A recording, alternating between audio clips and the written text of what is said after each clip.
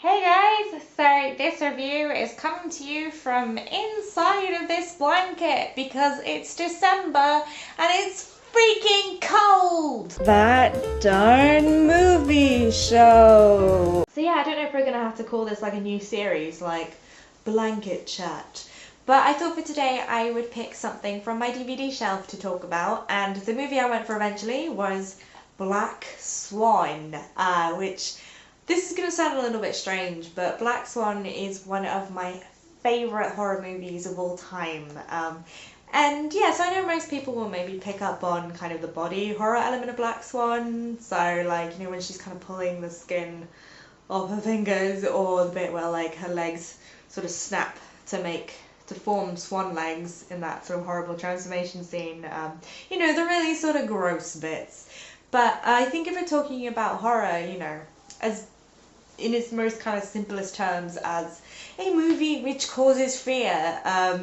Black Swan, really, I don't know, it's a genuinely terrifying movie for me because it taps into some of my like own personally held deepest fears, and for me, not only is it a really well made movie, but it's become representative of a very particular part of my life. So I remember like super vividly the first time I saw Black Swan in the cinema, because it was one of these press screenings, so it was like 10 a.m.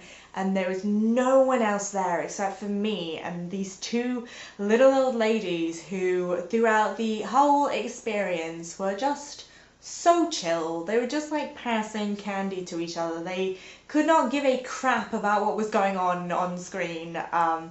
And yeah, but by the time the credits started rolling, like by that time, I was just weeping, full on weeping at this movie. And I will sort of make a note that I do cry at like 99% of movies. This is really embarrassing, especially when I go to the cinema with friends, because like just anytime anything vaguely emotional happens, or anytime like just a character is crying on screen, I will also be like tearing up. I even cried at that bit, like, in Ice Age where you think the saber-toothed tiger has died but then he hasn't died.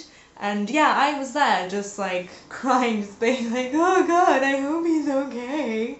But this was different. This was like an intense level of crying, like full on like snot coming out the nose, like gross crying.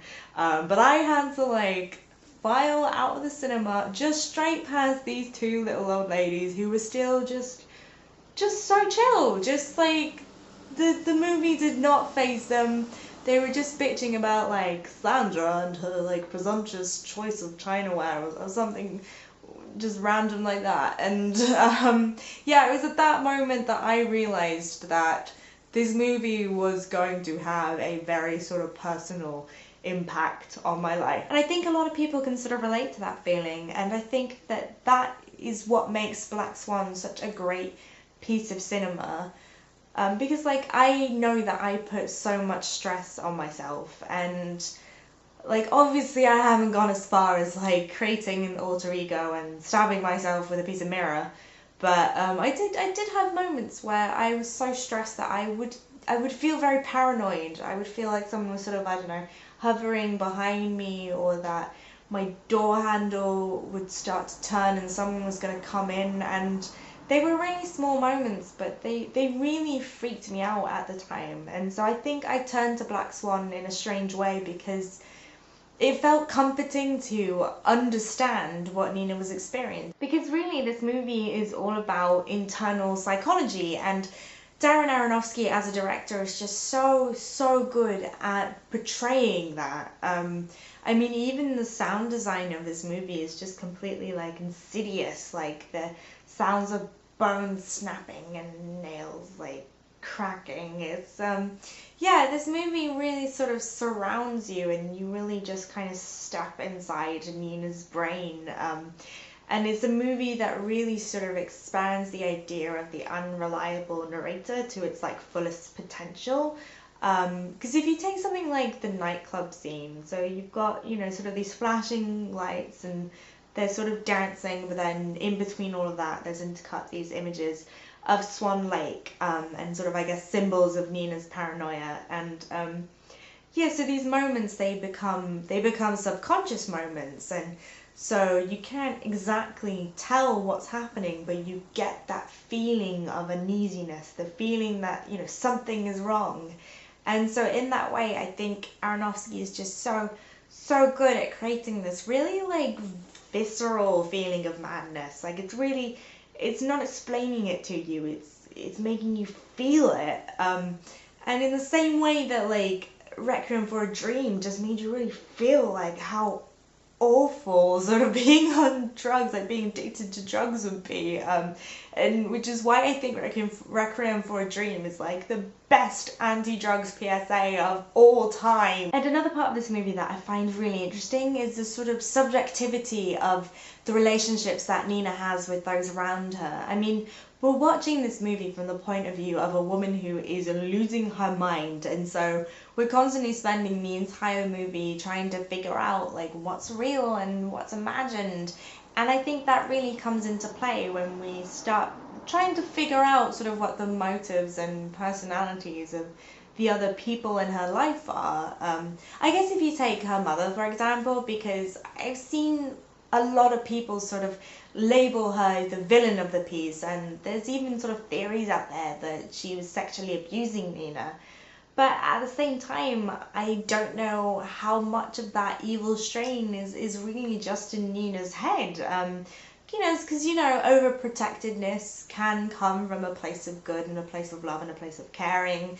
And I think in a lot of ways, Nina really feeds off of that, because she's very childish, and at least at the beginning, she's constantly turning to her mother for reassurance. So I guess I kind of see in their relationship more of a codependency, and so it's maybe a little bit more difficult to find out how much you can blame the mother for Nina's own self-destruction. And then there's Lily, which is Mila Kunis's character, who you kind of spend the entire movie just trying to figure out whether there is any sort of evil backstabbing element to her character. But I think my sort of a personal view of it is that she is just like 100% nice and sweet and just wanting to be friends with Nina. But because of sort of Nina's extreme jealousy, she molds this completely different image of her. So whenever Lily says something genuinely nice, sort of Nina automatically interprets it as being sarcastic or disingenuous. And I think a lot of that has to sort of comes in with feelings of anxiety and with low self-esteem, because it's the idea of sort of coming into situations with negative assumptions, and negative assumptions particularly of what people are going to think of you. And so the idea of maybe Nina just thinking sort of in the back of her mind, how could this Lily girl possibly want to be friends with me? And yeah, and obviously I think there is that hatred driven out of jealousy, because, you know, Lily has that freedom that Nina so desperately wants. And so I think, you know, really in this movie, it's Nina that is the bitchy one, because, you know, she has just made this assumption that Lily is out to get her. I think in a weird way, ballet is actually the perfect outlet to sort of explore all these themes, because there is that sort of duality there, that idea that you have to be so many things in one person, because, you know, ballet is such a physically like grueling activity. Like, it takes a real physical toll on ballet performers, but at the same time it's also a creative art form, so there's that creative toil, that idea that you have to feel the pain of a piece as tragic as Swan Lake.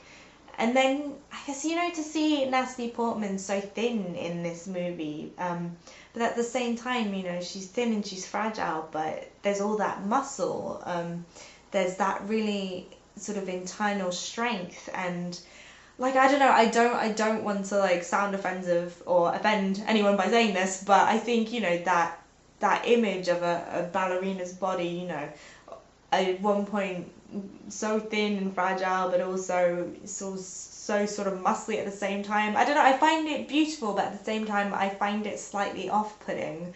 But I think, yeah, it also represents that sort of duality, that sort of need to be all things in one person. And like, I do understand the criticism that this movie gets, that it does sort of use very literal symbolism, like you're literally watching this girl turn into a swan, but I don't know, it works for me because I see this movie as an adaptation of Swan Lake, but you know, I guess just you've just sort of had the black swan and white swan condensed into one person, and like, you know, the white swan here kills herself because the black swan has stolen the spotlight instead of the prince.